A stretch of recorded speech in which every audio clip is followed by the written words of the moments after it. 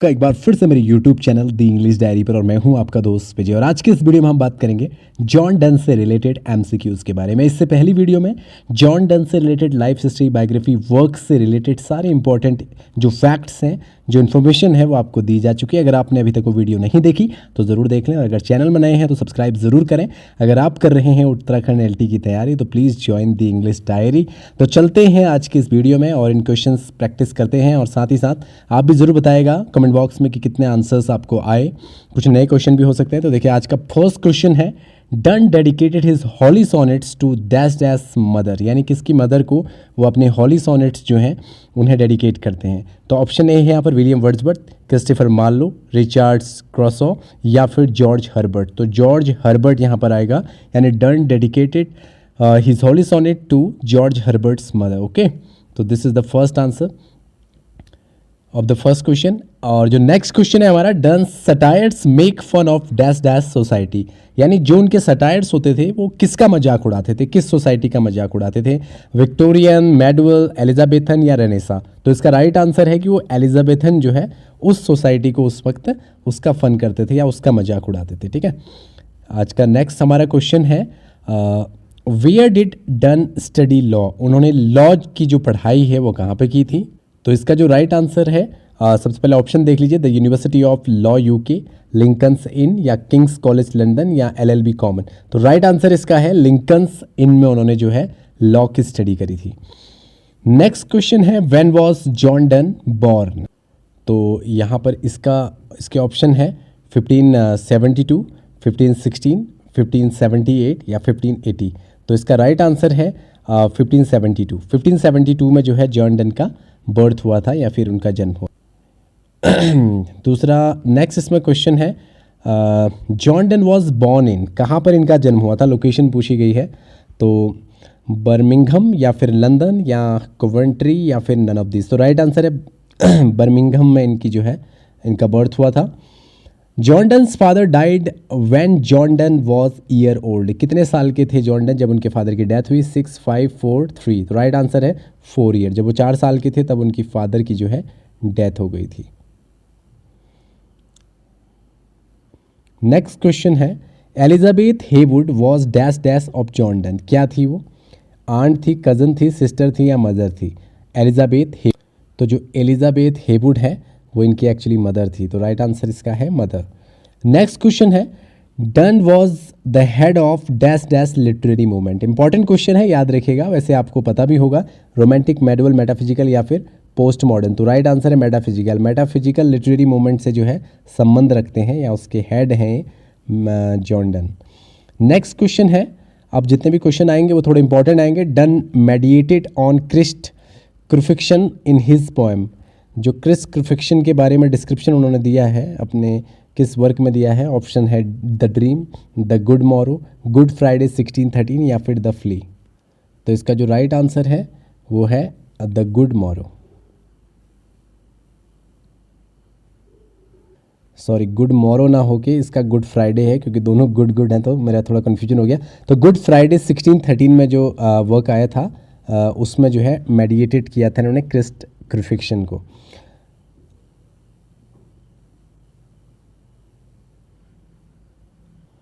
Next question है, John done produce the following genre, कौन सा जॉनर जो है उन्होंने प्रोड्यूस किया था। Epic poetry, love poetry, narrative poem, sermons, love poetry, satire, elegy या फिर नन ऑफ दिस। तो राइट आंसर है sermons, love poetry and satire. ये जो चीज़ें हैं ये प्रोड्यूस की थी इस जॉनर को जॉन डन ने। याद रखिएगा सरमन्स, आप इस उपदेश वाली चीज़ को याद रखिएगा तो आपको ऑटोमेटिकली आंसर आ जाएगा। ठीक है, उपदेश वगैरह भी ये दिया करते थे।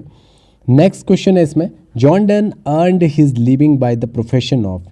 ठीक है, तो कहाँ से उन्होंने जो है लिविंग के लिए जो अर्न किया, जो कमाया, किस प्रोफेशन से कमाया, लॉ, ट्रेड, मेडिसिन या कॉबलर। तो right answer lawyer, as a lawyer उन्होंने जो है अर्न किया था पैसा अपनी लिविंग के लिए, आजीविका के लिए। Who was the wife of John Donne, John Donne की वाइफ का नाम क्या है। यहाँ पर Anne More, Anne Hathaway, Lizzie Jack, none of these. तो राइट आंसर है एन मोर। ठीक है, एन मोर जो है इनकी वाइफ थी।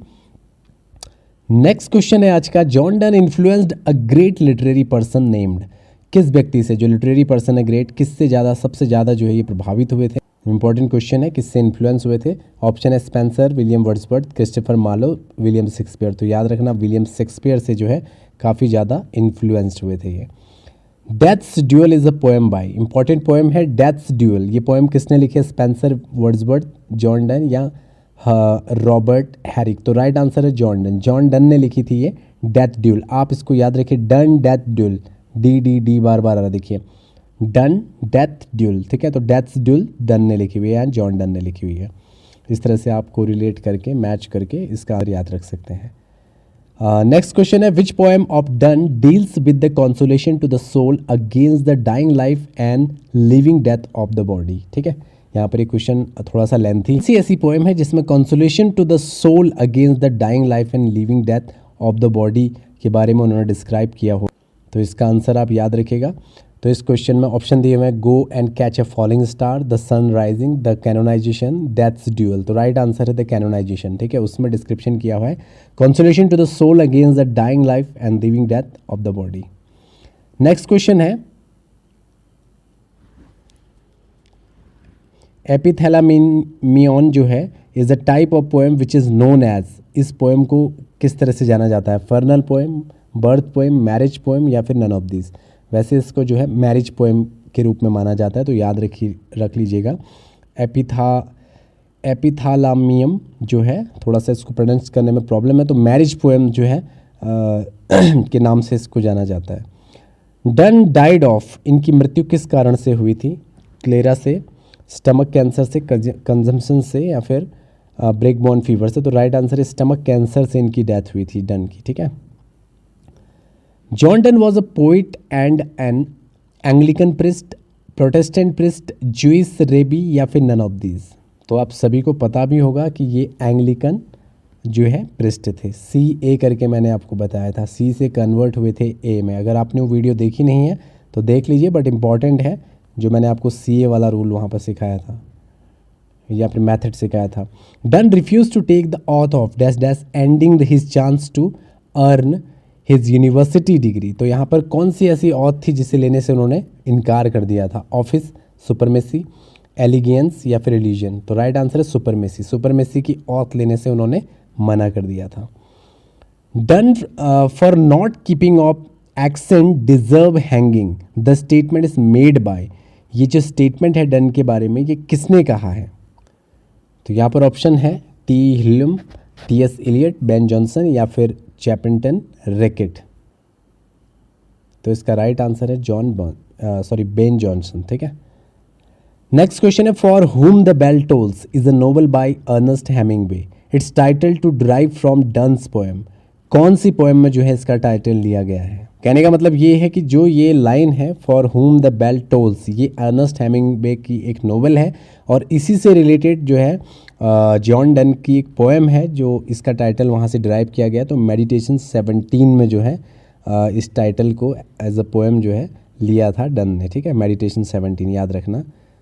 स्यूडो मार्टियर जो है वॉज, ये क्या है? एक pamphlet about divorce, anti Catholic polemic and anti Anglican polemics या फिर रिलीजियस डॉक्ट्राइन ऑफ प्रोटेस्टेंट्स? ये 4 ऑप्शन से इंपॉर्टेंट क्वेश्चन है। तो याद रखिएगा कि जो स्यूडो मार्टियर है वो एक एंटी कैथोलिक पोलेमिक है या पोलेमिक है, ठीक है। इंपॉर्टेंट क्वेश्चन है, याद रखिएगा जॉन डन से related. Pseudo martyr was published in, किस साल पब्लिश हुआ था? तो यहाँ पर बहुत सारे आपको ऑप्शन दिए हुए हैं, 1610, 12, 14, 16। तो राइट आंसर है 1610, ठीक है। स्यूडो मार्टियर जो है वो 1610 में पब्लिश हुआ था, इस ईयर को आप याद रखिएगा। नेक्स्ट क्वेश्चन है, in valediction forbidding mourning Donne compares the two lovers with. तो इस पोएम में वो 2 लवर को किसके साथ कंपेयर करता है? ये एक इम्पॉर्टेंट भी है, पोएम भी इम्पॉर्टेंट है, ठीक है। स्टार से, कंपास से, फॉक्स से या फिर गैलेक्सी से? तो राइट आंसर है कंपास से वो जो है 2 लवर्स को कंपेयर करता है इसमें, ठीक है। वैलिडिक्शन फॉरबिडिंग मॉर्निंग, ठीक है, इस पोएम में। John Donne's mother was a relative of, John Donne's की जो मदर थी वो किससे संबंध रखती थी, किन की रिश्ते में आती? यहाँ पर ऑप्शन दिए हुए हैं, Francis Bacon, sir Thomas More या sir Walter Scott, William Shakespeare. तो राइट आंसर है सर थॉमस मोर से रिलेटिव थी वो, ठीक है इनकी। The line tell me where all past years are, और who cleft the devil's foot occurs in written by Donne, किस पोएम में जो है ये लाइन आई हुई है, tell me where all past years are. तो इसका जो ऑप्शन है the flea, the bosom, the dream, go and catch a falling star. तो इसका राइट आंसर है go and catch a falling star. Tell me where all the past years are, यानी सारे बीते हुए जो वर्ड्स हैं वो कहाँ गए हैं, उन्हें लेके आओ। तो यानी गो एंड कैच, तो आप ऐसे याद रखना कि बीते हुए समय को लेके आओ, गो एंड कैच फॉलिंग स्टार यहाँ पर लिखा हुआ है, ठीक है। तो बीते हुए मोमेंट्स को आप फॉलिंग स्टार समझ लीजिए। तो tell me where all the past years, go and catch, जाओ और उन्हें पकड़ के लाओ। इस तरह से याद कर सकते हैं आप। Hymn to God my God in my sickness is the poem of John Donne. ये कौन सी पोएम है जॉन डन? ये भी एक तरह से देखा जाए तो मोस्ट इंपॉर्टेंट क्वेश्चन है। Hymn to God my God is my sickness, तो ये इनकी फर्स्ट, सेकेंड लास्ट कौन सी पोएम है? तो ये उनकी लास्ट पोएम है, याद रखिएगा। Hymn to God my God in my sickness. Donne wrote a poem Twickenham garden for Lucy countess of Bedford, who was Lucy. तो इस पोम में जो है ल्यूसी कौन है? तो ऑप्शन ए है डन्स कजन, डन्स सिस्टर, डन्स बिलव्ड या फिर डन्स पैट्रोनेस। तो राइट आंसर है डन्स पैट्रोनेस, ठीक है, वो इसमें ल्यूसी है। Death B not proud is a poem, ये किस टाइप की पोएम है यहाँ पर ये पूछा गया है। Death B not proud sorry. तो ये जो है ये एक सोनेट है। क्या है? सोनेट, याद रखिएगा इसको। आप इसको ऐसे भी याद रख सकते हैं कि जैसे डेथ नॉट बी प्राउड यहाँ लिखा हुआ है, तो डेथ का मतलब जो हमेशा सो जाते हैं, इंसान हमेशा के लिए सो जाता है, तो सोनेट। डेथ में इंसान हमेशा के लिए सो जाता है, यानी सोनेट, ठीक है। तो ये सोनेट है, इस तरह से आप इसको याद रख सकते हैं।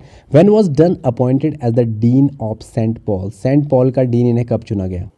तो ऑप्शन है 1618, 1621, 1622, 1625। तो राइट आंसर है 1621। 1621 में इनको dean of Saint Paul choose कर लिया गया था, इलेक्ट कर लिया। No man is an island entire of itself is an oft quoted line by, ये लाइन किसके द्वारा कही गई है? लॉर्ड बायरन द्वारा, जॉन डन द्वारा, जॉन कीट्स द्वारा या फिर जॉन ड्राइडन द्वारा। तो याद रखिएगा no man is an island, John Donne ने कहा था, ठीक है ये line. Who encourage Donne to take Anglican orders, Anglican orders को जो है ये टेक करें, इसका इनको किसने जो है किसने इनको इनकरेज किया था ये करने के लिए? किंग जेम्स ने, एन मोर ने, जॉर्ज मोर ने, नन ऑफ दिस। तो राइट आंसर किंग जेम्स ने इनको इनकरेज किया था कि एंग्लिकन के ऑर्डर्स को लें। John Donne was the secretary to, ये सेक्रेटरी भी रहे हैं। तो ऑप्शन आपके पास है सर थॉमस एगर्टन के, थॉमस मोर के, जेम्स फर्स्ट के, नन ऑफ दिस। तो राइट आंसर है सर थॉमस एगर्टन के जो हैं सेक्रेटरी रहे हैं जॉन डन, ठीक है। नेक्स्ट क्वेश्चन है in the sun rising the speaker compares himself and his beloved to. The sun rising में जो है जो स्पीकर है वो अपनी प्रेमिका और स्वयं को किससे कंपेयर करता है, ये यहाँ पर क्वेश्चन है। तो यहाँ पर ऑप्शन आपके पास है the sun and the moon, sermons and the stars, stars and the sky, state and the prince. State and the prince जो है उससे कंपेयर करता है ये खुद को और अपनी बिलव्ड को, स्टेट एंड प्रिंस।